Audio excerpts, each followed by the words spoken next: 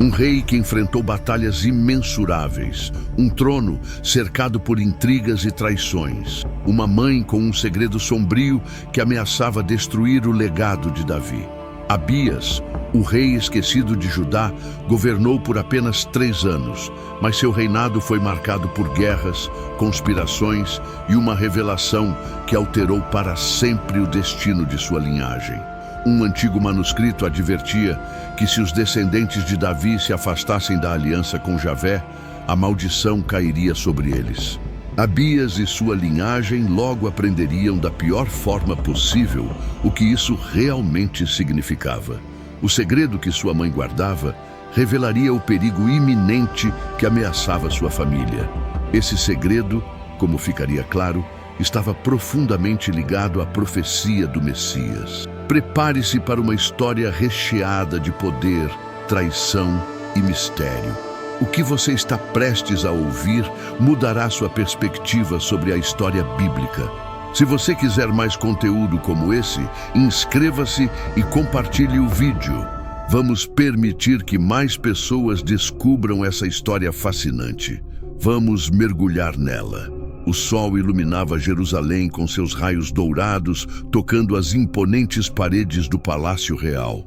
Dentro, nas pedras antigas de uma câmara adornada com tapeçarias roxas, um choro de recém-nascido interrompia a calma da manhã.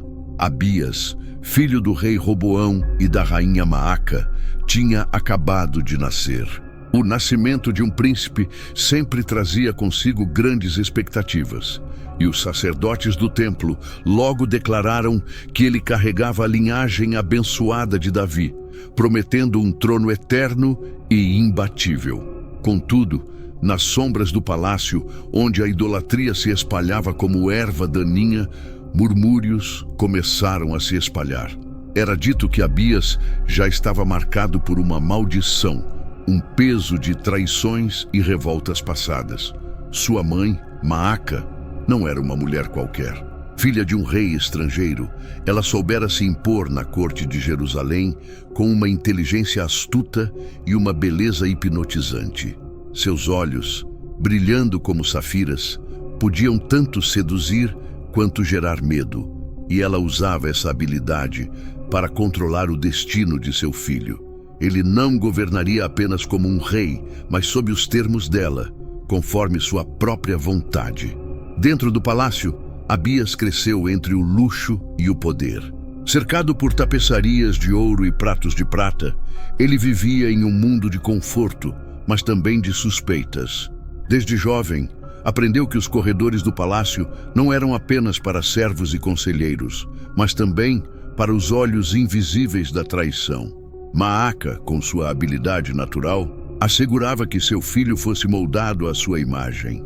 Ela lhe ensinou que o poder não se sustentava apenas por justiça, mas também por astúcia, força e, se necessário, sangue. Abias aprendeu a ser cauteloso, a medir cada palavra, sabendo que uma promessa feita poderia se transformar em condenação.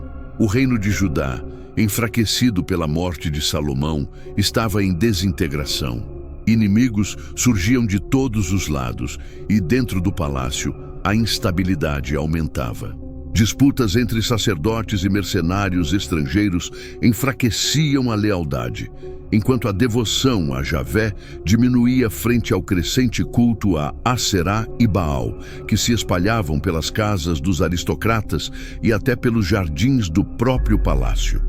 A rainha Maacá favorecia as práticas idólatras e os sacerdotes fiéis a Yahué viviam constantemente em perigo. Um dos poucos que ainda se atreviam a desafiar a idolatria era Acasias, um homem com uma fé inabalável que via em Abias uma faísca de esperança, mesmo sabendo que essa luz estava cercada por sombras. Em meio a tanta corrupção, Roboão parecia incapaz de governar com firmeza. A sombra de seu pai, Salomão, pairava sobre ele, e suas decisões eram constantemente desafiadas. Apesar de tentar recuperar o poder perdido após a divisão do reino, sua autoridade desmoronava, E o ouro do Egito, que antes preenchia os armazéns de Jerusalém, agora estava nas mãos dos invasores que saqueavam a cidade durante ataques furtivos, numa noite em que a lua tingia os jardins do Palácio de Prata. Naquela noite, um homem idoso chegou à cidade vestindo trapos e envolto em poeira, apoiado em uma bengala de madeira retorcida. Seus olhos, embora fundos, transmitiam uma sabedoria e sofrimento que pareciam carregar séculos de experiência.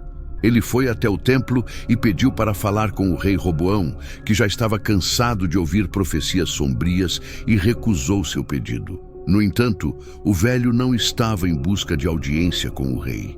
Seu destino seria outro. Ao amanhecer, quando os primeiros raios dourados tocavam as torres do palácio, ele foi encontrado nos pátios reais. Ninguém sabia como ele havia conseguido entrar ali, como se desafiasse os muros e portões selados. O velho, com sua voz rouca, se aproximou do jovem príncipe e disse: "Você é filho de reis, mas também de uma sombra que ameaça devorar você." Ao ouvir essas palavras, o príncipe, ainda adolescente, franziu a testa. Ele já ouvira rumores de profecias, mas nunca alguém havia sido tão direto. "Que sombra é essa?" perguntou com um tom arrogante, imitando a postura que sua mãe lhe ensinara. O velho o olhou profundamente e respondeu: "Sua mãe é como uma noite bela, mas perigosa. Seu sangue está entrelaçado com o destino de ídolos proibidos. Sua vontade é forte, mas a ambição dela é uma ferida que pode destruir o reino." O jovem príncipe sentiu um arrepio ao ouvir essas palavras. Não era a primeira vez que ouvia avisos sobre a influência de sua mãe, mas algo na voz do velho o perturbava. O homem continuou: "A linhagem de Davi é eterna, mas frágil se você cair. Se repetir os erros dos seus antecessores, você será o último elo da corrente antes que ela se rompa." Por um momento, ambos se encararam em silêncio. Finalmente, o velho se virou e desapareceu pelos corredores do palácio, deixando para trás o eco de suas palavras. Pela primeira vez na vida, o jovem príncipe não conseguiu dormir. O som das trombetas de carneiro ecoava pelos muros de Jerusalém e um manto de luto cobria a cidade. O aroma do incenso permeava o ar, enquanto os sacerdotes entoavam cânticos fúnebres. Roboão, filho de Salomão, rei de Judá, havia falecido após anos de reinado turbulento. Seu corpo, envolto em linho fino e perfumes exóticos, jazia no mausoléu dos reis, ao lado dos ancestrais e nobres. Na grande praça do templo, os reinos se reuniam para prestar homenagem ao monarca, mas o que chamou a atenção não foi apenas o luto, mas a tensão e ambição que se espalhavam.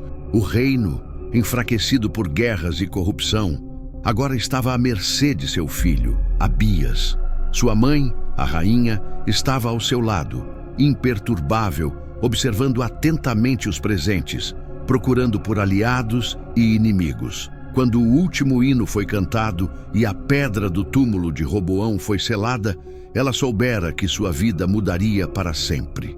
Ela não apenas herdaria a coroa, mas também um reino em chamas. Após a morte de Roboão, Abias foi coroado no templo de Jerusalém. A cerimônia foi solene, mas por baixo da pompa e dos ritos sagrados, a intriga e o veneno da corrupção se moviam furtivamente. A nobreza de Judá estava dividida.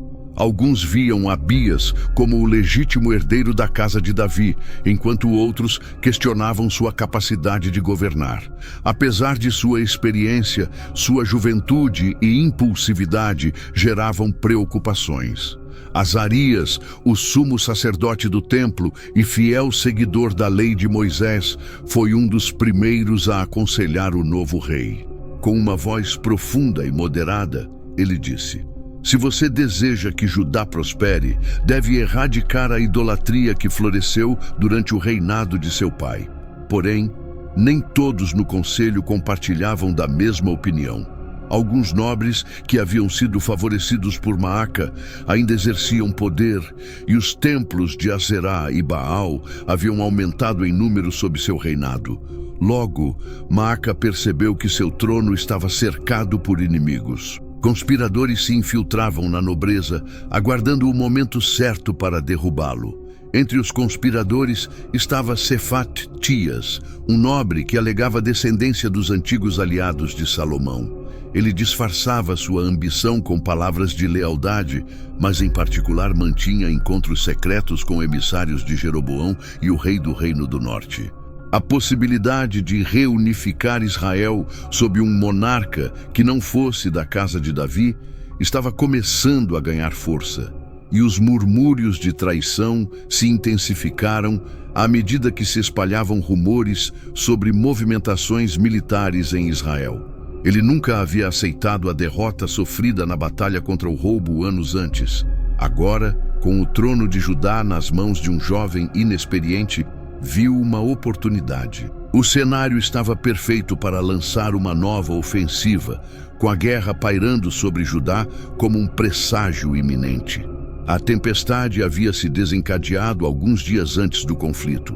Os arquivos reais, que continham uma vasta coleção de pergaminhos e tabuletas, registravam a história do reino. Desde a infância, ele sempre sentiu uma estranha fascinação por essas crônicas antigas, pois nelas estavam escondidos os segredos do passado e as decisões que moldaram o destino de Judá. Seguindo seu instinto, ele ordenou aos escribas que trouxessem os documentos mais antigos que mencionavam sua linhagem. Foi quando encontrou algo que o deixou arrepiado. Um manuscrito que falava sobre as alianças de Salomão com povos vizinhos. Entre as linhas cuidadosamente escritas, mencionava-se o casamento de Salomão com uma princesa estrangeira, cujos descendentes haviam permanecido nas sombras até os dias de Roboão. O texto sugeria que a mãe de Maaca não era totalmente israelita, mas carregava em seu sangue a herança dos moabitas, um povo conhecido por adorar deuses pagãos. Se isso fosse verdade, isso significava que Maaca não tinha a pureza davídica que sempre alegara possuir. Um arrepio percorreu sua espinha ao perceber que, se essa verdade viesse à tona, seu reinado poderia estar em perigo. Naquela noite, ele não conseguiu dormir. Os ecos das palavras do velho, que havia profetizado anos antes, ressurgiam em sua mente. Sua mãe é como uma noite bela, mas perigosa. Se os documentos sobre a sua linhagem se espalhassem, questionando sua legitimidade como rei, Judá poderia ser arrastado para uma guerra civil. Decidido, ele sabia que só havia uma pessoa em quem poderia confiar para confrontá-la com essa verdade. Ele foi até os aposentos de sua mãe e a encontrou em seu quarto particular, iluminado por lampiões a óleo. Sua silhueta brilhava com um dourado suave. Com voz firme, ele disse: "Encontrei algo nos arquivos reais, algo sobre sua linhagem." Maaca, sentada em uma poltrona adornada com símbolos ancestrais, estreitou os olhos e deu um leve sorriso. "E o que mais você descobriu?" perguntou ela. "Descobri que seu sangue não é inteiramente israelita", respondeu ele. O sorriso de Maaca não desapareceu, mas seu olhar se tornou mais afiado. "E o que isso importa?" questionou ela com calma. "Você acha que os reis governam só por causa de sua linhagem? Não. Eles governam porque têm o poder para isso." O jovem rei cerrou os punhos irritado. "Se os sacerdotes do templo descobrirem..." ele começou. "Eles não farão nada, a menos que você mesma diga a eles", interrompeu Maaca. "E duvido que você queira ver esse reino mergulhado no caos por uma verdade que não mudará nada." O peso de seu destino caiu sobre ele. Preso entre a lealdade à mãe e o dever como rei, ele ouviu os sentinelas anunciando a chegada dos exércitos de Jeroboão. Não havia mais tempo para dúvidas. A guerra havia começado. O céu estava tingido de cinza ameaçador quando os exércitos de Judá e Israel se encontraram nas colinas de Efraim. O som da brisa da manhã trazia o eco das trombetas de guerra e o relincho dos cavalos. O ar estava pesado com o cheiro de ferro, suor e medo, enquanto milhares de soldados se preparavam para o confronto. Abias, vestido com uma túnica de linho branco e armadura dourada, observava o campo de batalha do alto do Monte Semara. As bandeiras de Judá tremulavam ao vento, exibindo seu emblema. Do outro lado do vale, o exército de Jeroboão se estendia como um oceano de lanças e escudos, um inimigo formidável à espreita. Abias sabia que seu exército era menor, mas ele confiava em algo que Jeroboão havia esquecido: o pacto fundamental com a casa de Davi. Respiração pesada, ele avançou até a beira da montanha, seus olhos ardendo com determinação. Com a espada erguida para o céu, ele exclamou, sua voz ecoando no vale: Ouça, Jeroboão, e todo Israel. O Deus de Israel concedeu o reino a Davi e seus descendentes por meio de uma aliança eterna. Os soldados de Judá ergueram suas lanças e aplaudiram a proclamação, enquanto os homens de Israel se inquietaram. Você seguiu um usurpador, continuou Abias, apontando sua espada para o campo inimigo. Não se esqueçam de que ele se rebelou contra Salomão, meu avô, que era um servo, não um rei. Agora, com um grande exército, acredita que pode derrubar a linhagem de Davi. Abias cobriu momentaneamente a colina, respirou fundo e disse, sua voz firme: Você luta contra algo maior do que eu. Luta contra a verdade que você abandonou, contra a aliança que desprezou. Se nos enfrentarmos hoje, não será meu exército que lutará, mas o Altíssimo. Os murmúrios entre os soldados de Israel cresceram. Alguns duvidaram, mas Jeroboão, com sua astúcia, levantou a mão e ordenou que suas tropas mantivessem suas posições. Este não é o rei Salomão, ele gritou com desprezo. Ele não tem nem a sabedoria do avô, nem a força do pai. Hoje ele cairá. No último dia de seu reinado, os homens de Jeroboão rugiram de fervor e avançaram, prontos para acabar com Abias e seu exército. As tropas no topo do Monte Jeroboão já haviam traçado sua estratégia, e a batalha estava prestes a começar. Eles não enfrentariam o exército de Judá de frente, mas cercariam suas tropas com uma formação estratégica. A manobra surpresa enviou secretamente um grupo de homens para a floresta próxima, posicionando-os atrás da colina, enquanto as forças principais avançavam morro acima. De repente, o destacamento oculto se infiltrou pelas árvores, caindo sobre os soldados de Judá pela retaguarda. O caos irrompeu no acampamento, com os soldados de Judá ficando encurralados de todos os lados. Do lado de fora, as forças de Israel avançavam pelo vale, enquanto os homens emboscados começaram a atacar com brutalidade. As fileiras de Judá foram dizimadas, os estandartes da casa de Davi caíram ao chão, e o som das espadas se chocando se misturava aos gritos de agonia. Pela primeira vez na batalha, o medo tomou conta do exército de Judá, e os soldados começaram a vacilar, cercados por inimigos de todos os lados. Foi então que ele se lembrou das palavras do velho, ditas anos antes. Se você cair nos mesmos erros de seus antecessores, se tornará o último elo da corrente antes dela se romper. Mas ele não cairia. Não, enquanto a fé estivesse ao seu lado. Com o coração acelerado, ele fechou os olhos por um instante e ergueu as mãos para o céu, suplicando com toda a sua alma: Ó Deus de nossos pais, tu que fizeste uma aliança com Davi, mostra-nos o teu poder, salva o teu povo e revela quem é o verdadeiro rei. O grito de súplica se espalhou por todo o exército de Judá, e seus soldados, inspirados pela fé de seu rei, ergueram suas vozes em uníssono. Então, algo inesperado aconteceu. O céu, até então encoberto por nuvens cinzentas, foi rasgado por um clarão, e um estrondo ensurdecedor ecoou pelo vale.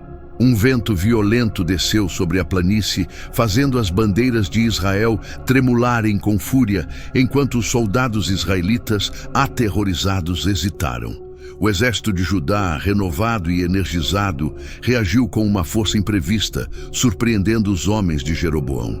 A armadilha que parecia garantir a vitória de Israel se transformou em sua ruína.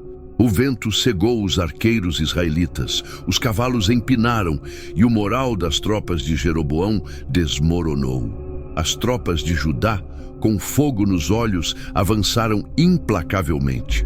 O exército de Jeroboão começou a recuar e a batalha, que parecia perdida, virou uma vitória retumbante para Judá. Para Abias, o campo de batalha ficou coberto de corpos e escudos quebrados. Os israelitas derrotados fugiram de volta para suas cidades. Quando a poeira da batalha se dissipou e os mortos foram contados, Abias se retirou para sua tenda. Seu corpo estava exausto, mas sua mente estava em constante agitação. Ele havia vencido, mas algo o incomodava. Naquela noite, enquanto dormia, Abias foi perturbado por um sonho. Ele se viu de pé no Monte Semara, mas o vale estava vazio. Um vento gélido soprava em sua direção, e ao longe uma sombra pairava sobre Jerusalém. A voz do velho, que o havia advertido na infância, ecoou no ar. Você venceu esta batalha, mas seu reino ainda está em perigo. Nem toda traição é externa e nem toda vitória é eterna. Fique alerta, pois a verdadeira luta ainda não começou. Abias despertou com o coração pesado.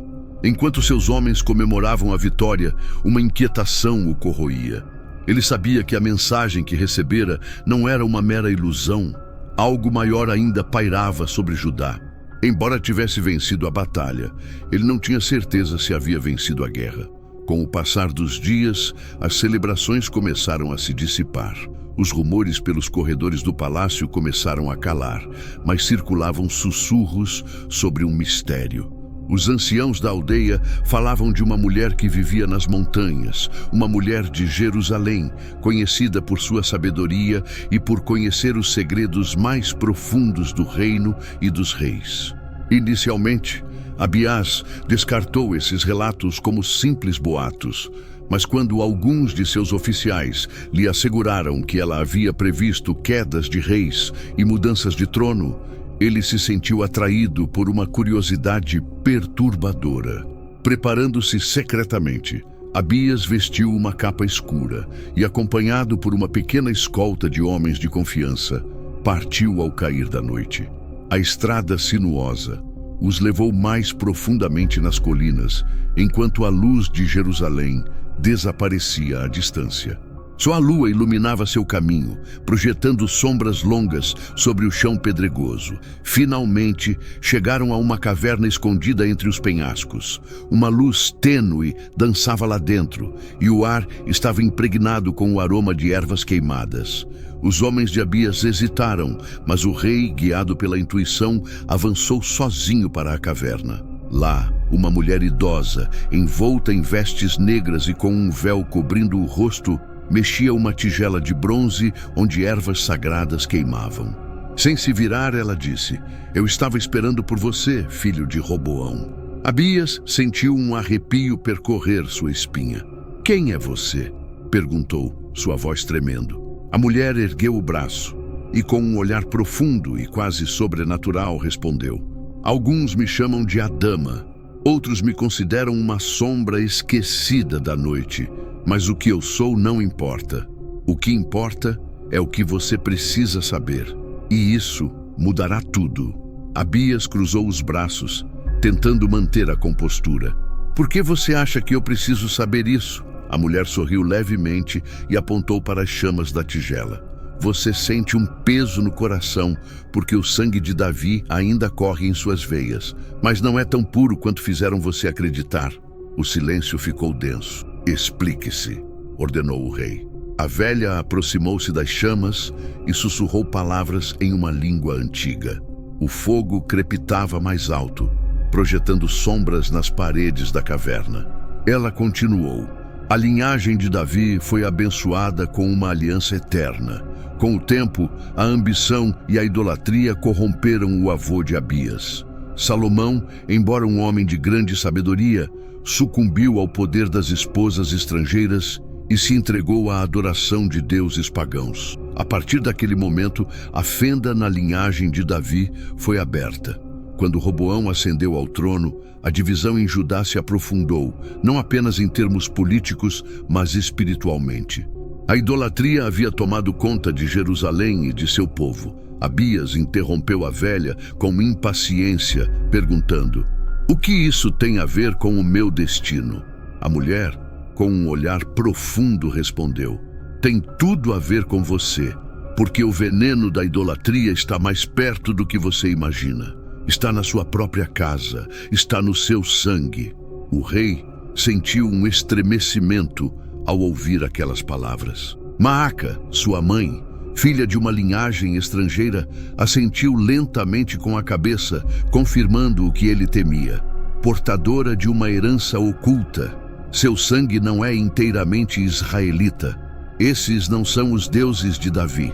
Ela, sua mãe, teceu uma teia nas sombras, espalhando sua influência sobre Judá. Aquelas palavras caíram pesadas sobre a alma de Abias.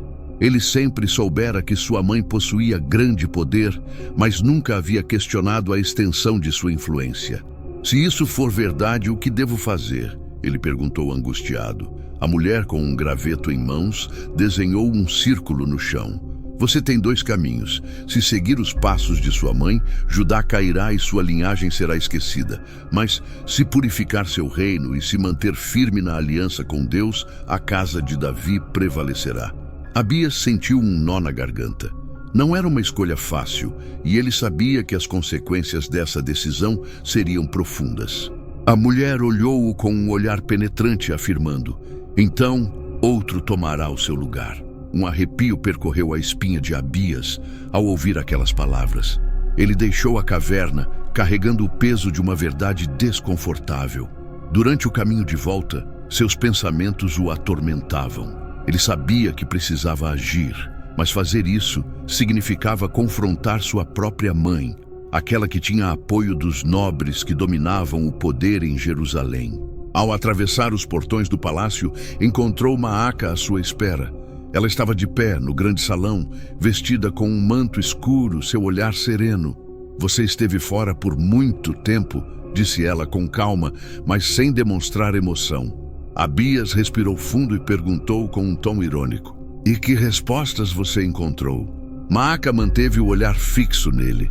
"Meu filho, escolha sabiamente nesse momento", disse ela, com uma tranquilidade que lhe causava desconforto. Abias compreendeu que sua mãe sabia exatamente o que ele havia descoberto. Não era necessário perguntar a ela se as palavras da Dama da Noite eram verdadeiras, pois Maaca não fez questão de negá-las. O jovem rei cerrou os punhos. O destino de sua linhagem estava em jogo, e ele só poderia decidir o que faria com essa verdade nos dias seguintes. A tensão era palpável no palácio. As sombras pareciam se alongar mais do que o normal nos corredores de mármore. E Abias sentia os olhos de sua mãe sobre ele, avaliando cada movimento seu. Mas Maaca não era a única observadora. O templo e os cidadãos mais devotos reconheciam a influência da rainha-mãe. No mesmo dia, Azarias, o sacerdote de barba branca e olhar penetrante, entrou no palácio para uma audiência com o rei. Desde os últimos anos do reinado de Salomão, Azarias servira ao templo e conhecia os vícios que haviam enfraquecido Judá. O sol se punha sobre Jerusalém quando Azarias entrou na sala do conselho do palácio, onde as tochas tremeluziam com um brilho incerto. Sua postura era firme, sem o respeito habitual que os outros demonstravam ao monarca, mas com a determinação de alguém que não temia desafiar o poder. "Vossa Majestade", disse ele com uma voz grave, "vim em nome de Deus e daqueles que ainda são fiéis a Judá." Abias acenou com a cabeça, sinalizando que continuasse. Azarias prosseguiu: "Os templos de Aserá e Baal se multiplicaram pela cidade. Sacrifícios impuros acontecem onde antes havia adoração a Javé. E isso ocorre sob a proteção da rainha-mãe." Maaca, ouvindo aquelas palavras, sabia que eram verdadeiras. "O que você quer que eu faça?" perguntou, com um tom de ironia. O sacerdote olhou para ela com severidade. A idolatria deve ser erradicada. Se você permitir que ela continue, seu reino se desintegrará. A aliança fundamental com a casa de Davi se enfraquecerá. Não basta que você seja rei. Você deve ser um rei justo. O jovem monarca apoiou-se no suporte de seu trono, sentindo o peso de suas decisões sobre os ombros. Fazer isso desencadeia uma guerra interna. Ela sussurrou sem hesitar. Mas é melhor. Guerra para purificar Judá da lenta corrupção que nos levará à ruína. Antes que ele pudesse responder, ouviu-se o som de passos. A porta da sala se abriu e Maaca entrou com a elegância de uma rainha que nunca duvidava de sua autoridade. Seus olhos fixos no sumo sacerdote estavam carregados de uma mistura de desdém e advertência. Ele sabia que decisões estavam sendo tomadas sem a sua presença. A mãe do rei disse com um leve sorriso, mas seu tom era firme. Os dias difíceis não abalaram minha fé em Javé, que não precisa da permissão da rainha-mãe. As palavras flutuaram no ar como um desafio, mas Maaca não demonstrou raiva. Ela conhecia muito bem a mãe de Abias e sabia que aquele encontro teria consequências. As consequências do confronto entre Azarias e Maaca não terminaram ali. No dia seguinte, sacerdotes e nobres da corte foram convocados para discutir a situação da idolatria no reino. Os sacerdotes fiéis a Javé, com suas vestes brancas, estavam opostos aos nobres que haviam sido favorecidos pelos cultos estrangeiros, muitos deles aliados de Maaca. Abias presidiu a reunião, mas a tensão era palpável. Azarias foi o primeiro a falar, elevando a voz com a convicção de quem falava em nome de Judá, o último bastião da aliança davídica, a fortaleza do Deus de Israel. Ele exclamou: a cada dia que permitimos que a idolatria floresça, nos afastamos ainda mais da bênção de Iá. Os altares de Baal devem ser destruídos. Murmúrios de descontentamento percorreram o salão, e alguns nobres se remexeram desconfortavelmente. Finalmente, um deles se levantou. Cate, um homem leal à rainha-mãe, respondeu friamente: o que já foi destruído não pode ser destruído novamente. Os cultos de Azerá e Baal trouxeram riquezas e alianças com outras nações. Se nos voltarmos contra elas, perderemos mais do que ganharemos. Abias cerrou os punhos. A verdade estava diante de seus olhos. O reino estava dividido. Maaca, que até aquele momento havia permanecido em silêncio, finalmente falou: meu filho é rei por direito. Sua voz serena se elevou. Divino é o destino de Judá, e a decisão sobre qual caminho seguir pertence somente a ele. Todos os olhares estavam voltados para Abias. Era o momento dele. O jovem monarca respirou fundo e olhou para os presentes. Crescemos em Jerusalém, disse ele, mas também crescemos em poder. Não podemos destruir o reino com uma purga impulsiva, mas podemos esquecer. Sua resposta foi calculada, mas a incerteza no ar era evidente. Mesmo com sua mãe, ele não tinha certeza de qual caminho seguir. No dia seguinte, a tensão em Jerusalém era palpável. Os sacerdotes leais a Javé sussurravam pelos corredores do templo, enquanto os seguidores de Maaca se mantinham seguros. Mas algo perturbador aconteceu. Um dos sacerdotes mais próximos de Azarias, um homem chamado Gedaías, desapareceu sem deixar rastro.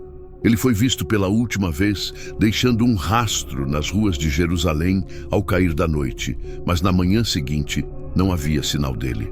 Sua casa estava intacta, seus pergaminhos e vestes ainda estavam no lugar, mas Gedaías havia desaparecido como se nunca tivesse existido. A notícia chegou a Abias como um soco no estômago. Não é coincidência, sussurrou Azarias ao perceber que alguém estava silenciando aqueles que buscavam purificar Judá. O jovem monarca não pôde deixar de pensar no que isso significava. Naquela mesma noite, Maaca recebeu uma mensagem anônima, um pequeno pergaminho entregue por um servo trêmulo, com apenas algumas palavras. O sacerdote não foi embora. Ele foi forçado a desaparecer. Você pode ser o próximo. O rei sentiu um arrepio. Tudo indicava que algo estava se tramando em sua própria corte. Alguém estava, de forma sombria, guiando aqueles que buscavam restaurar a fé em Javé. Mas quem estava por trás disso? Maaca a protegendo? A influência dos nobres que queriam manter seus privilégios, ou pior, era apenas o começo de algo muito mais perigoso. Algo com o qual você havia fechado o pergaminho. A carranca de Abias se intensificou. A batalha contra Jeroboão tinha sido apenas o começo. Agora, a verdadeira guerra se desenrolava dentro do próprio palácio. As noites em Jerusalém estavam se tornando cada vez mais perturbadoras. O sacerdote Jedaías deixou uma atmosfera de incerteza que nem mesmo as paredes do palácio eram capazes de conter. Abias sentia que seu reino estava imerso em sombras ainda mais profundas do que ele jamais imaginara. Certa noite, enquanto o rei passeava pelos corredores de sua residência, ouviu um murmúrio na penumbra. Era um homem idoso, um servo com as mãos calejadas pelo trabalho árduo e um olhar que carregava o peso de segredos nunca revelados. Ela carrega o peso de segredos jamais revelados, Vossa Majestade, sussurrou o criado com a voz trêmula, fazendo uma pausa. Há coisas que eu deveria saber sobre a rainha-mãe. Fale logo, ordenou Abias, o coração acelerado. O velho olhou ao redor e, certificando-se de que ninguém mais os ouvia, se aproximou ainda mais. Eu servi neste palácio antes de você nascer, quando sua mãe chegou da terra de seu avô. Muitos acreditavam que Maaca era apenas uma princesa estrangeira que veio para fortalecer a casa de Davi. Mas havia mais. Abias franziu a testa. O que você está insinuando? O criado engoliu em seco. Quando ainda era jovem, ouvia rumores entre os escravos e guardas que faziam parte de sua comitiva. Diziam que Maaca não era apenas uma mulher de linhagem real, mas também havia sido educada nos antigos ritos cananeus. Sacrifícios a Baal, Azerá, Moloque. O nome de Moloque ressoou na mente de Abias como um golpe. Moloque, o deus a quem os povos pagãos ofereciam sacrifícios humanos. O rei sentiu seu pulso acelerar. O que está dizendo? Perguntou sua voz mal conseguindo sair. O velho, quase sussurrando, continuou.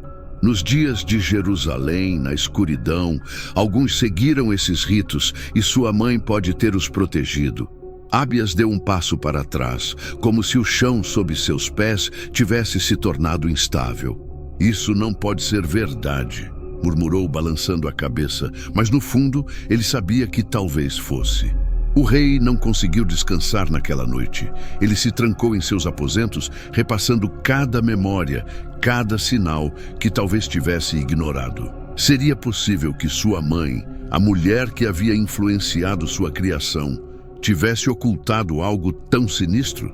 Não podia simplesmente acusá-la sem provas. Se equivocasse, perderia toda a sua autoridade. Mas havia uma forma de descobrir a verdade. Com a ajuda de 2 de seus guardas mais leais, ele decidiu investigar. Durante várias noites, se moveu secretamente pelos setores mais afastados de Jerusalém, ouvindo rumores de comerciantes sobre figuras encapuzadas que caminhavam nas sombras, sobre velas acesas em lugares proibidos, sobre crianças desaparecidas em circunstâncias inexplicáveis. Foi então que encontrou a prova definitiva.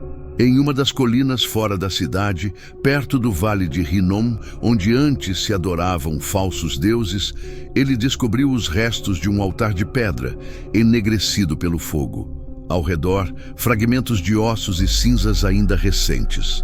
O ar estava impregnado com o cheiro da morte. Sentiu uma raiva incontida crescer em seu interior. Isso não era apenas idolatria, era um crime. O jovem monarca retornou ao palácio com uma tempestade no peito. Não podia ignorar o que havia visto, não podia permitir que aquilo continuasse. Mas se decidisse agir, precisaria estar seguro de que sua mãe estava envolvida.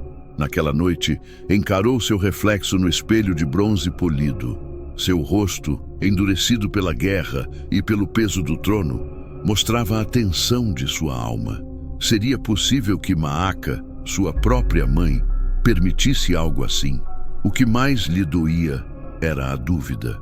Parte dele queria acreditar que ela era inocente, que apenas permitira a adoração de deuses estrangeiros por razões políticas, sem saber até onde a corrupção havia chegado. Mas outra parte dele sabia que Maaka nunca fazia nada sem conhecer cada detalhe. Ao amanhecer, Abias tomou sua decisão. Convocou sua mãe para seus aposentos, onde a luz da manhã projetava longas sombras nas paredes. Maaka entrou com a mesma elegância de sempre, mas seu olhar era calculador. Ela sabia que algo estava prestes a acontecer. "Por que me chamaste, filho meu?" perguntou ela com voz serena. Abias a observou fixamente. "Diga-me a verdade, mãe Maaka." Ela ergueu uma sobrancelha. Pela primeira vez em muito tempo, viu um lampejo de dúvida nos olhos da mãe. Não medo, nem culpa, mas dúvida. "Quem te disse isso?" perguntou, e ao falar, o rei sentiu o sangue ferver em suas veias. A mãe, com um sorriso sutil e quase triste, respondeu: "Sim, meu filho, é verdade. Coisas que um rei deve compreender antes de julgar." Ele sentiu que a distância entre ele e o próximo passo se estreitava como nunca antes.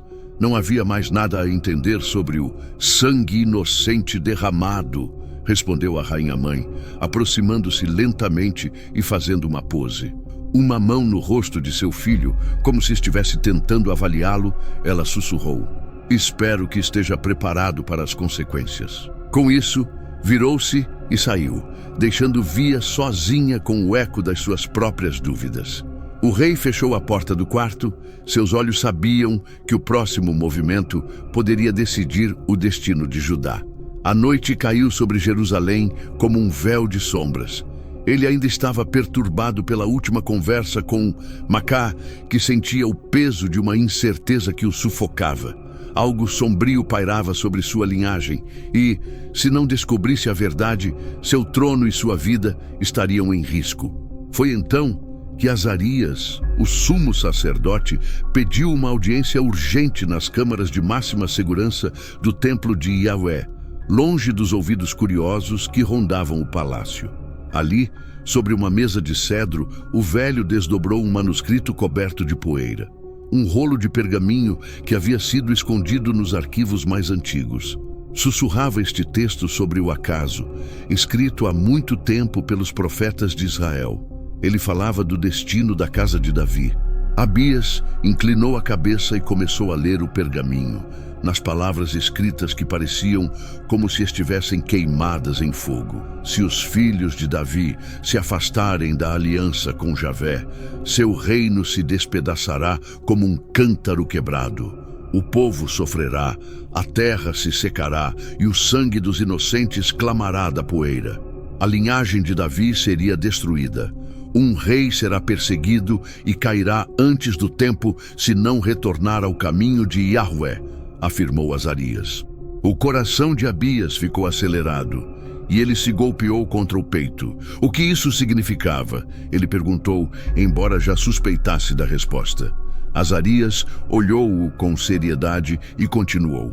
A corrupção de Judá não apenas põe em risco o reino, mas também põe em risco sua vida, majestade. O texto continha um aviso ainda mais terrível.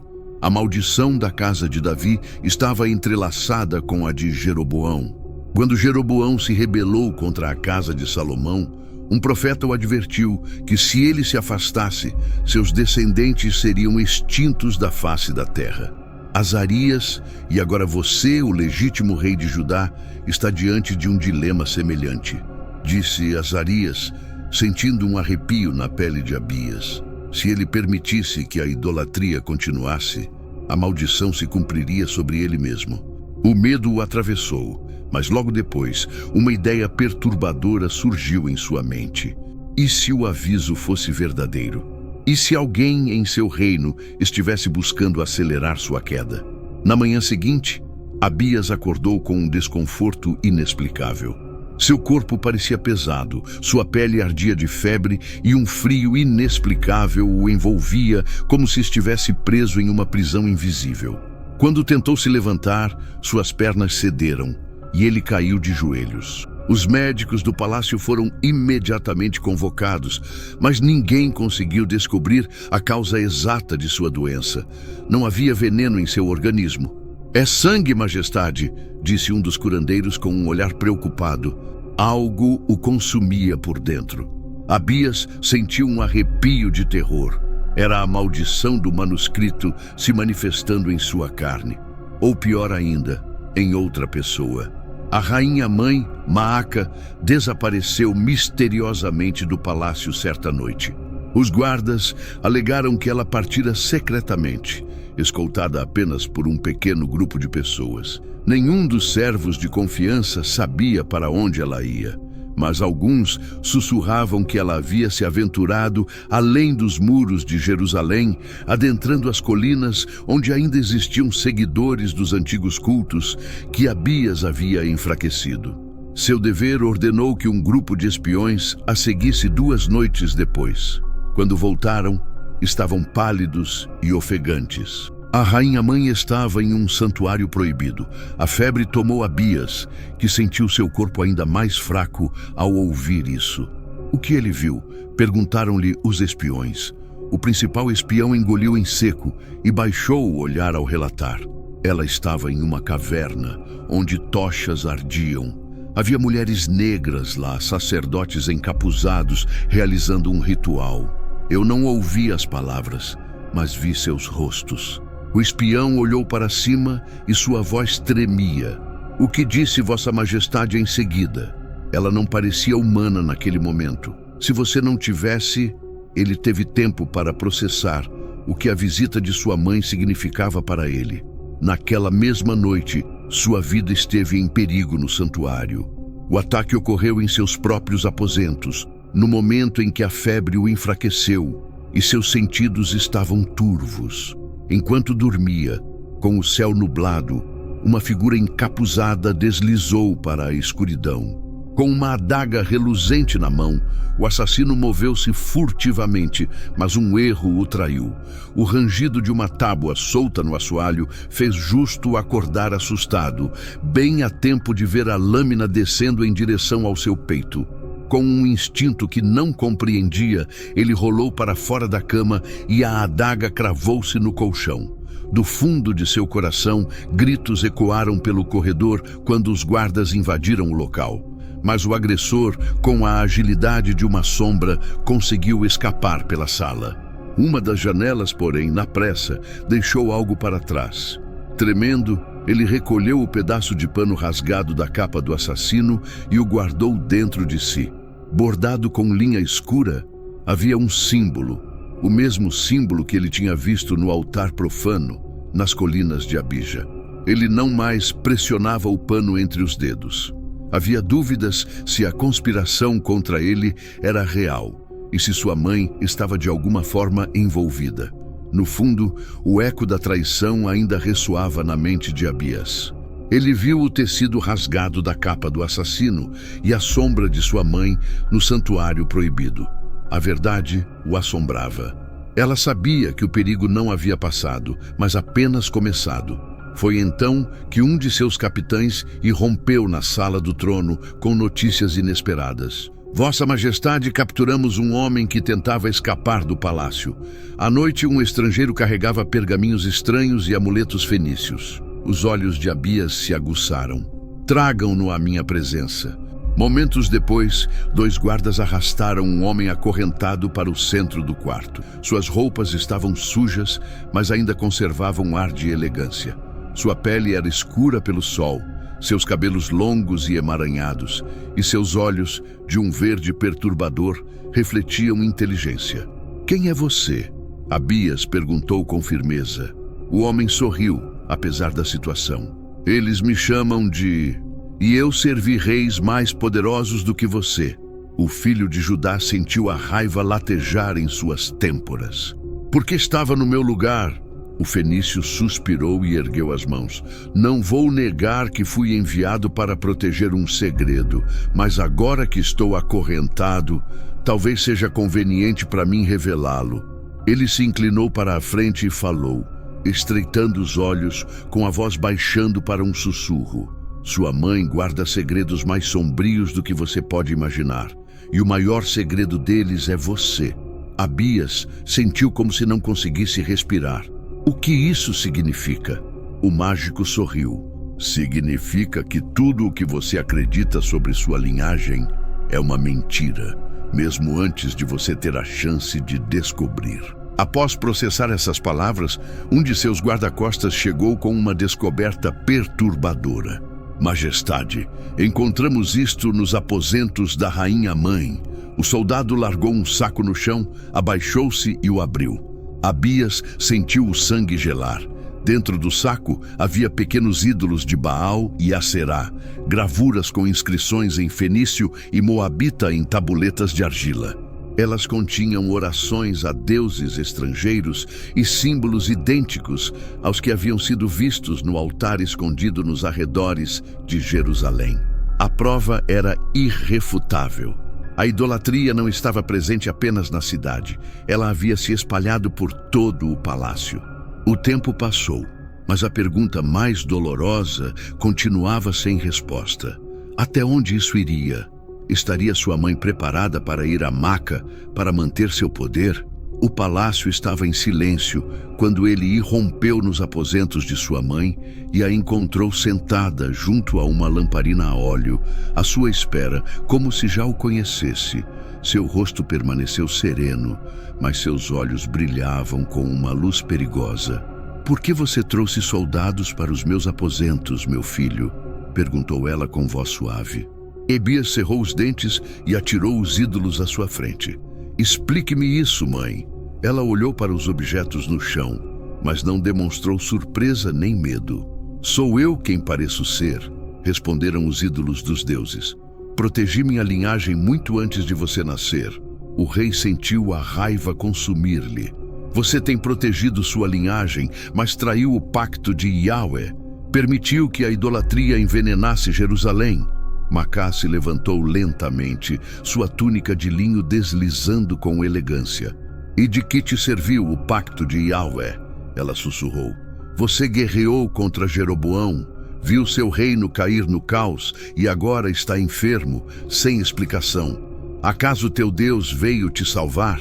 As palavras de Macá eram veneno, mas Abias não permitiu que o enfraquecessem. "Você é quem causou isso e pagará por isso." Macá olhou-o com uma mistura de lástima e desafio. "Antes de tomar uma decisão precipitada, filho meu, devo te dizer a verdade." Abias a observou com o semblante fechado. "Que verdade?" Macá deu um passo à frente e pronunciou as palavras que mudariam tudo. "Jeroboão não era teu verdadeiro pai." O rei sentiu como se o chão se abrisse sob seus pés. O ar na sala se tornou irrespirável. "Mentes", sussurrou Abias, sua voz tremendo. Macá negou com a cabeça. "Jeroboão nunca foi um homem forte e eu não podia permitir que meu linagem se enfraquecesse com ele.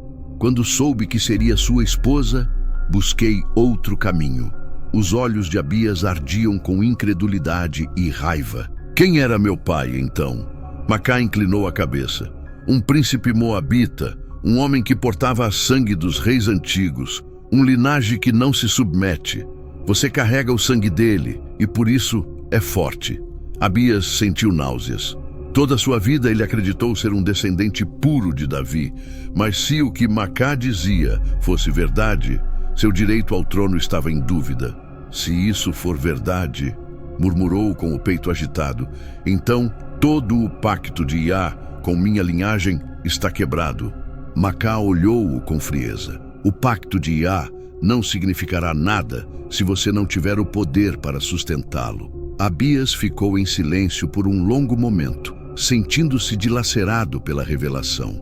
Mas então lembrou-se do manuscrito no templo. "Se os filhos de Davi se afastarem do pacto com Yahweh, seu linagem será perseguido e um rei cairá antes de seu tempo." Era verdade, mas ainda havia uma opção. "Isso termina aqui", declarou com uma voz cheia de resolução. Macá o olhou com curiosidade. "E o que você fará, filho meu?" "Desterrar sua influência de Judá. Farei o que deveria ter feito desde o começo." Dito isso, voltou-se para seus guardas. "Prendam a rainha mãe." Os olhos de Macá se abriram com surpresa pela primeira vez. Você se atreveria a me desafiar? Abias olhou-a sem hesitação. Você desafiou Yahweh. Os soldados avançaram e a rodearam. Macá não gritou nem tentou fugir. Apenas o olhou com um sorriso enigmático. Ainda não compreende, filho meu, mas compreenderá. Enquanto a levavam, Abias sentiu um peso sobre o peito. Ele havia escolhido seu caminho, mas a maldição sobre sua linhagem já teria sido ativada. O sol nascente projetava uma luz dourada sobre os muros de Jerusalém. A cidade ainda estava imersa na incerteza após a captura da rainha-mãe. Macá amanheceu com um ar pesado, como se o destino do reino estivesse prestes a ser decidido. Abias havia decidido ir até o templo, envolto em um manto real e com a coroa firmemente colocada na testa. Ordenou que todos os nobres sacerdotes e conselheiros se reunissem no templo de Yahweh. Era o momento da verdade. O grande pátio do templo estava repleto de murmúrios. Quando as portas foram escancaradas, os homens mais poderosos de Judá estavam de pé em fileiras, suas túnicas esvoaçando na brisa quente. No centro, em uma plataforma de pedra esculpida, o jovem rei aguardava, com a expressão endurecida pela decisão que tomara. À sua direita, o sumo sacerdote Azarias permanecia firme, com uma expressão grave. À sua esquerda, os guardas do palácio escoltavam vários prisioneiros. Entre eles estava a mulher que havia sido a figura mais poderosa na corte de Judá por anos. O silêncio tomou conta da multidão quando ele levantou a mão. Hoje, nos reunimos neste lugar sagrado, disse ele em voz firme, para encarar a verdade e purificar Judá da corrupção que a consumia. Alguns nobres trocaram olhares inquietos, outros leais à rainha-mãe exibiram uma expressão de profunda preocupação. Ele respirou fundo antes de continuar. Encontramos evidências, prova irrefutável de idolatria no palácio. Os guardas lançaram ao chão os ídolos de Baal e os objetos encontrados nas câmaras da rainha-mãe. Encontramos altares profanos em Jerusalém e nos seus arredores. Em nosso meio, temos visto como a corrupção se infiltrou em nossas vidas. Murmúrio aumentou entre os presentes. Alguns sacerdotes assentiram com a cabeça, enquanto outros se remexiam desconfortavelmente. Então, Abias voltou seu olhar para Macá. E a arquiteta de tudo isso foi minha própria mãe. Os nobres prenderam a respiração, mas Macá não demonstrou medo nem surpresa. Seu rosto era uma máscara de calma e seus olhos escuros brilhavam com um orgulho inabalável. Você me acusa, meu filho? Ela perguntou com um leve sorriso. Você está acusando a mulher que o trouxe aqui? Abias não desviou o olhar. Eu te acuso de trair Yahweh e de colocar o reino em perigo. O peso de suas palavras caiu sobre a multidão como um martelo. Um a um, os pergaminhos com os nomes dos traidores foram citados. Entre eles estavam nobres que haviam conspirado com Macá para manter o culto a deuses estrangeiros e sacerdotes corruptos que haviam permitido a existência de templos pagãos em Jerusalém. Alguns caíram de joelhos, implorando por misericórdia. Outros mantiveram a cabeça erguida, certos de que seu destino já estava selado. Abias finalmente pronunciou a frase que ecoou por todo o templo. Os ídolos serão destruídos. Assim que os sacerdotes corruptos forem eliminados, os nobres serão expulsos do templo. Aqueles que traíram Yahweh serão despojados de suas terras.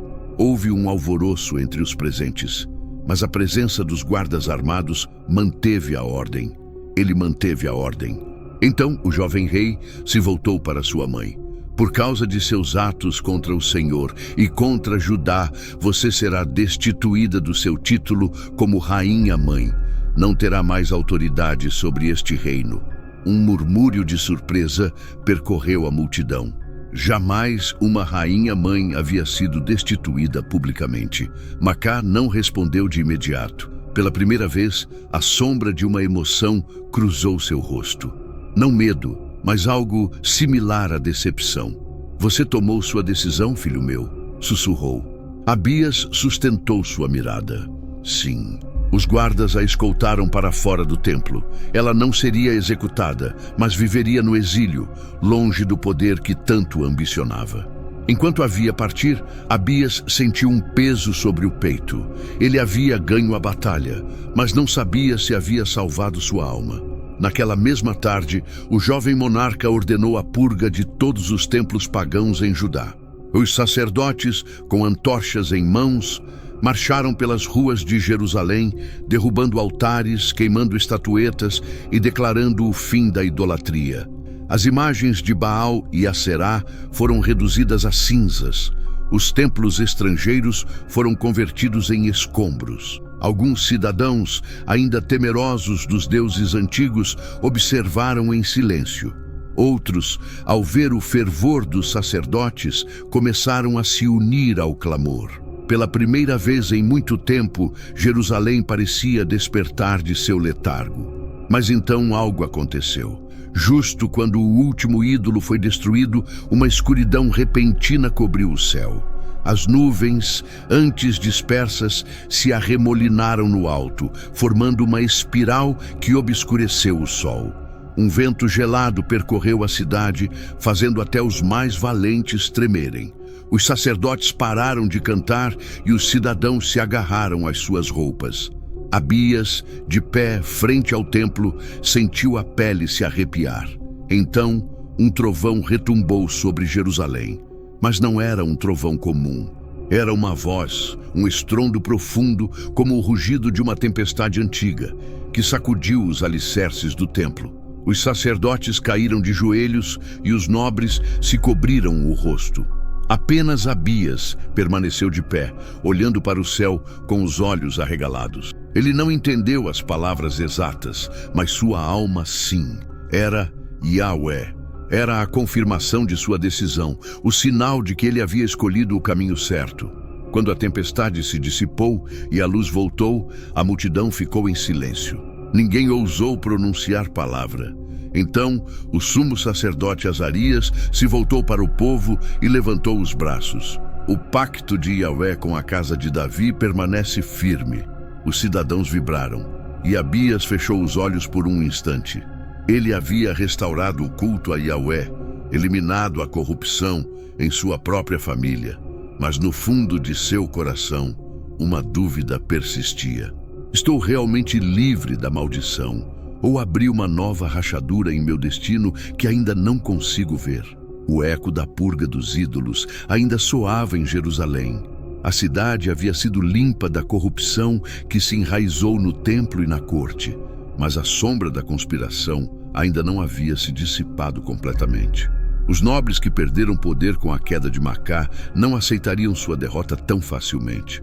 Enquanto a rainha-mãe languia em seu exílio forçado, alguns de seus aliados mais fiéis começaram a se juntar em segredo. Um deles era Shefat-Tias, nobre que defendia a idolatria no templo, ao lado de vários generais insatisfeitos com as reformas do rei.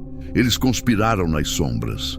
Judá está enfraquecida, murmurou um dos nobres, obcecado em erradicar os deuses estrangeiros. Abrimos as portas para nossos inimigos. Parcas assentiu gravemente. Yahweh pode dar poder, mas também pode nos abandonar, algo que o rei não entende. A política não se resume à fé, mas sim ao poder, e é aí que entra a questão. Outro conspirador se pronunciou. Então é hora de agir. Seu destino está selado. Logo, o perigo se tornou evidente. Relatórios de espionagem chegaram a Jerusalém, alertando sobre um exército de mercenários moabitas e edomitas nas fronteiras do reino. Desertores de Judá foram recrutados secretamente pelos nobres. Havia traidores entre as fileiras. A notícia foi recebida com uma mistura de fúria e apreensão. Eles não descansarão enquanto não verem Judá de joelhos, murmurou Abias, observando os mapas das rotas de invasão. Os traidores haviam tomado uma fortaleza ao sul da região. Partindo de Hebrom, eles avançariam em direção a Jerusalém se não fossem detidos a tempo. A cidade santa cairia em suas mãos. O rei não tinha outra opção. Ele teria que lutar novamente. Na noite anterior à batalha, ele estava no templo de Yahweh. Seu corpo ainda estava fraco devido à doença, mas seu espírito permanecia inabalável. Senhor dos exércitos, sussurrou ele, se minha linhagem ainda goza do seu favor, dê-me forças para proteger o que é meu. Na manhã seguinte, os estandartes de Judá foram restaurados e hasteados bem alto. O exército real, embora menor que o dos traidores, seguiu em marcha. Com coragem, milhares de homens avançaram para o sul, com o sol refletido em suas espadas e lanças. Quando alcançaram as colinas próximas a Hebrom, o inimigo já os aguardava. Os mercenários formavam uma linha imponente, com arqueiros na retaguarda e lanceiros na frente. A cavalaria pesada moabita preparava-se para atacar. Abias, vestido com sua armadura dourada e com a espada erguida, caminhava entre as fileiras de seus homens. Este é o dia em que Judá provará sua lealdade a Yahweh, exclamou ele. Não estamos lutando apenas por um trono, mas pela vontade do Altíssimo. Os soldados rugiram com fervor. Então, a batalha começou. A batalha de aço e carne que ecoou pelas colinas. Flechas choveram. Do outro lado do campo, os cavalos relinchavam furiosos enquanto a luta se intensificava.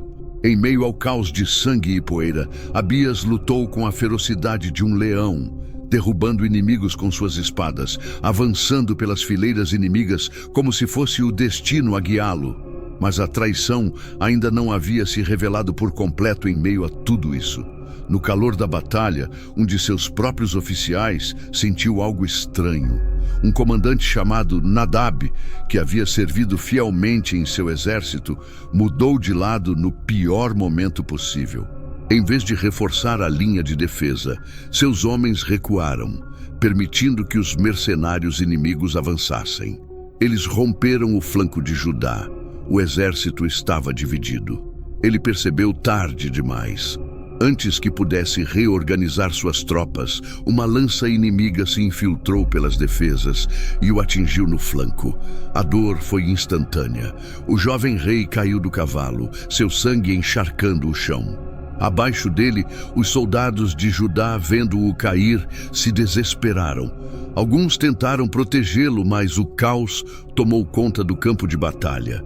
Ele estava sozinho quando os capitães mais leais das tribos organizaram uma retirada.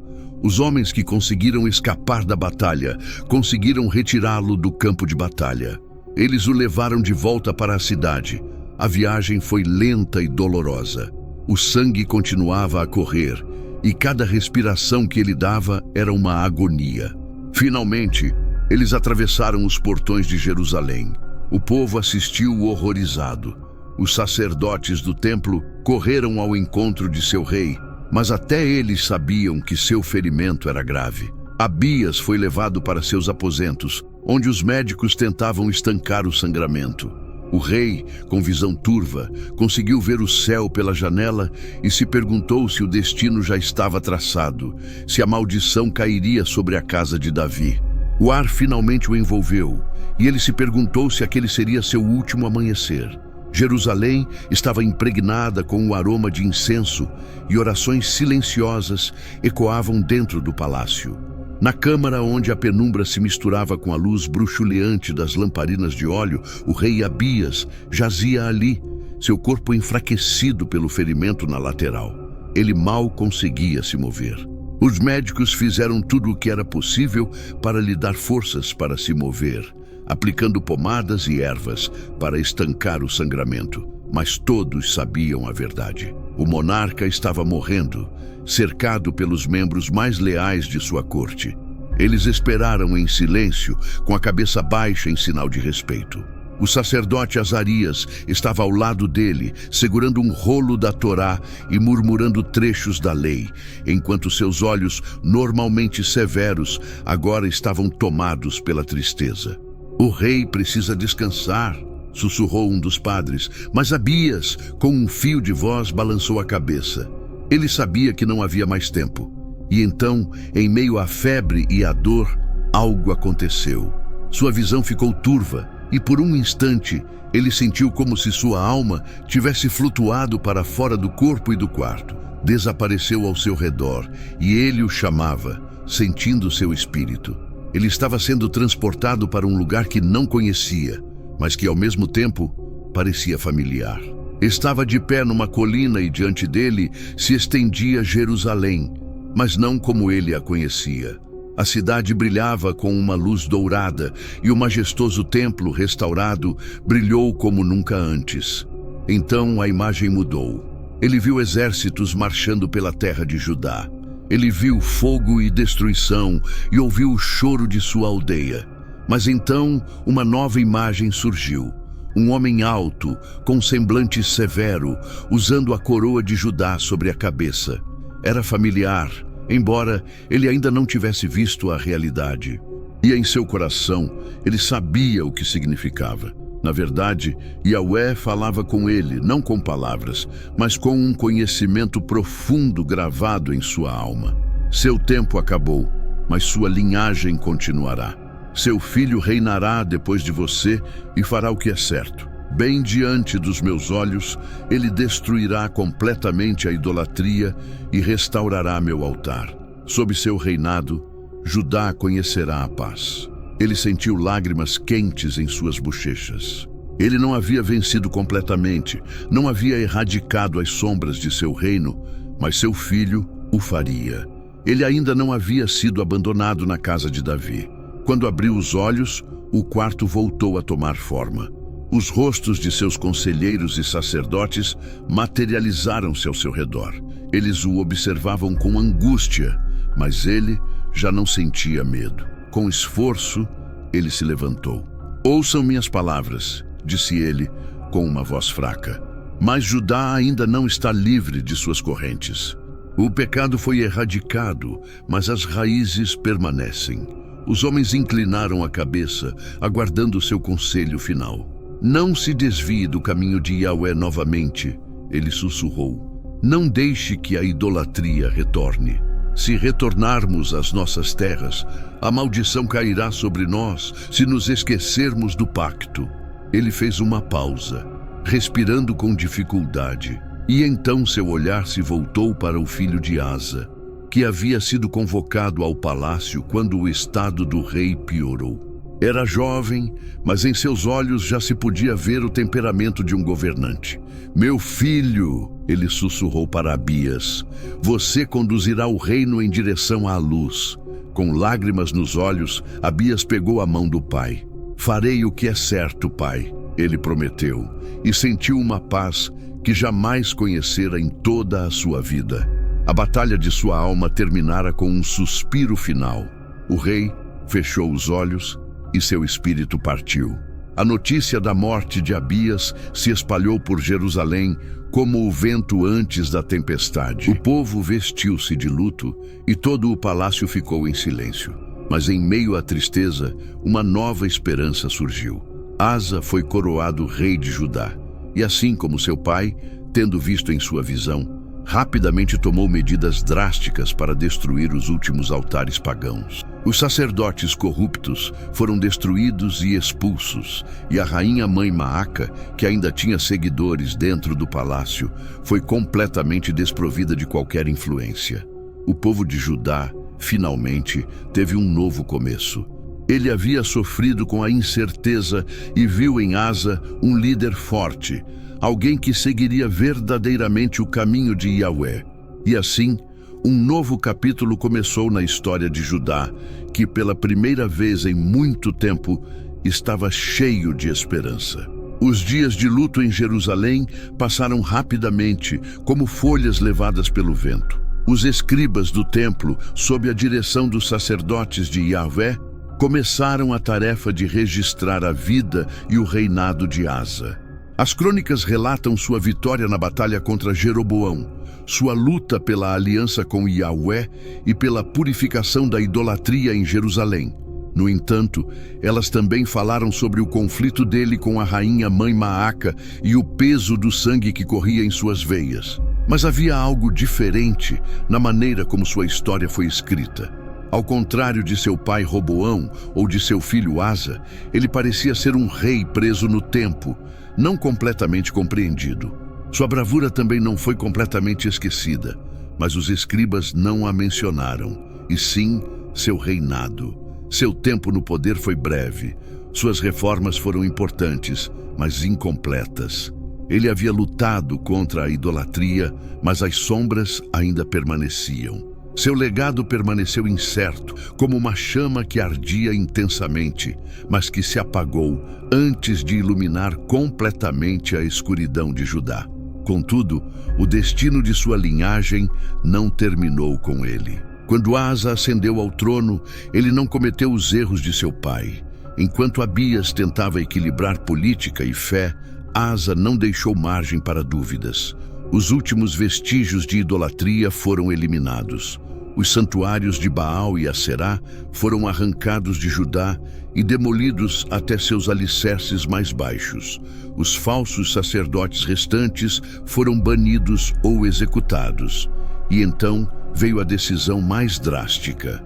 Maca, a mulher que reinou nas sombras por tanto tempo, a mãe de Abias e a arquiteta da idolatria na corte, foi finalmente despojada de seus bens. O último vestígio de poder foi retirado. Por ordem de Asa, a rainha-mãe foi banida. As crônicas não registraram o que aconteceu com ela em Jerusalém. Mais tarde, alguns disseram que ela fugiu para Moabe em busca de refúgio entre os seguidores de seus deuses. Outros disseram que ela morreu no exílio, abandonada por aqueles a quem seus deuses amavam. Ela já havia manipulado coisas antes, mas a verdade é que sua influência havia desaparecido. O reino de Judá, finalmente purificado com a purga da idolatria, encontrou uma nova direção com Asa. Asa reinou em paz por muitos anos, mas a questão permanece. A maldição sempre pesou sobre Abias e ainda permanecia sem resposta. A casa de Davi havia se desfeito. Os profetas disseram que enquanto os reis de Judá permanecessem fiéis a Javé, seu trono seria eterno. Mas, se desviassem, sofreriam as mesmas consequências que Israel. Judá sobreviveu a Asa e aos reis que vieram depois dele, mas gerações mais tarde, os descendentes de Davi caíram na mesma idolatria que os babilônios haviam tentado erradicar. Eles chegaram, destruíram Jerusalém e arrasaram o templo. Parecia que a promessa feita a Davi havia sido quebrada, mas os profetas falaram de outro destino, o de um rei que viria da linhagem de Davi. Alguém que não reinaria em um trono de pedra, mas nos corações dos homens. Um descendente de Abias e de todos os reis de Judá, aquele que restauraria a verdadeira glória de Israel, aquele que seria chamado Messias. E, portanto, embora a história de Abias fosse quase apagada, por séculos sua linhagem continuou a progredir ao longo do tempo, até que um dia, na pequena cidade de Belém, nasceu o herdeiro supremo da promessa, o verdadeiro rei, aquele que jamais seria esquecido. O vento soprou sobre as colinas de Judá, sussurrando nomes que o tempo havia esquecido, entre eles os de um rei cujo reinado foi breve, mas cujas decisões deixaram sua marca na história de Israel e de seu povo. Abias, o monarca que lutou contra a idolatria e o desafio à própria mãe, cujos feitos caíram no esquecimento com o passar dos anos. Anos mais tarde, os escribas da corte registraram sua vitória contra Jeroboão e sua fidelidade à aliança com Javé. Mas seu reinado, comparado ao de seu filho Asa, foi considerado uma ponte entre a fraqueza de Roboão e a força de seu sucessor. Os pergaminhos pouco falavam sobre seu sucessor. Não havia grandes histórias a seu respeito. Sem legado nem canções que o exaltem, sua história permaneceu como uma sombra entre as páginas dos livros sagrados, mencionada apenas em fragmentos relegados às margens da grande narrativa dos reis de Judá. No entanto, o tempo não apaga o que deveria permanecer. Embora seu nome tenha se apagado com os anos, as decisões de Abias foram fundamentais para a história de seu povo. Se ele não tivesse enfrentado Jeroboão em batalha, o reino de Judá teria sido perdido. Teria caído nas mãos de Israel, e a linhagem de Davi teria sido enfraquecida. Ainda mais se ele não tivesse deposto Maaca, a idolatria teria se enraizado ainda mais no tribunal, e Asa jamais teria conseguido concluir o expurgo que garantiu a estabilidade de Judá por várias gerações. Embora marcada pelo conflito e pela dúvida, sua ação garantiu que a promessa de Yahvé a Davi não fosse quebrada. Destruído, Abias era o homem que lutava entre dois mundos, preso entre a fé e a política, entre o dever e o sangue. Sua história não foi tão grandiosa quanto a de Davi, nem trágica como a de Zedequias, o último rei de Judá antes do exílio babilônico. Mas sem ele, a história de Judá teria seguido um caminho diferente, e sem sua linhagem, a profecia não teria se cumprido. Séculos se passaram, Judá caiu e se ergueu muitas vezes. O templo foi destruído e reconstruído, reis e sacerdotes foram depostos e restaurados. Mas em meio a todas as mudanças, uma coisa permaneceu inalterada: a promessa de Yahvé à casa de Davi. De geração em geração, a linhagem de Davi continuou.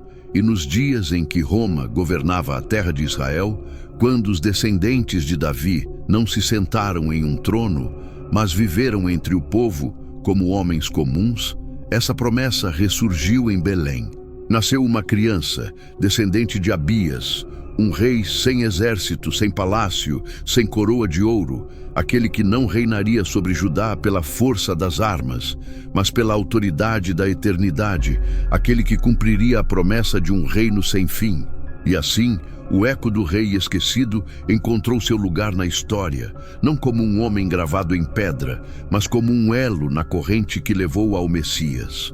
Embora o tempo tenha silenciado sua voz, seu legado jamais desapareceu, e assim termina a história de Abias, um rei cujo nome foi quase esquecido pela história, mas cuja luta foi essencial para preservar a linhagem de Davi e a aliança com Javé. Sua vida foi marcada pela batalha entre fé e idolatria, entre lealdade e traição, entre o poder e o destino.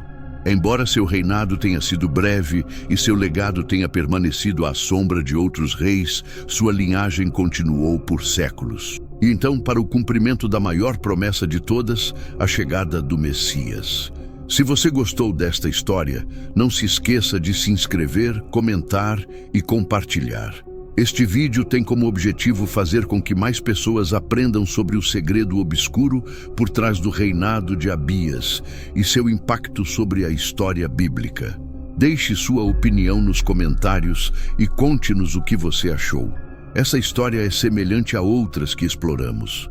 Obrigado por se juntar a nós nesta incrível jornada.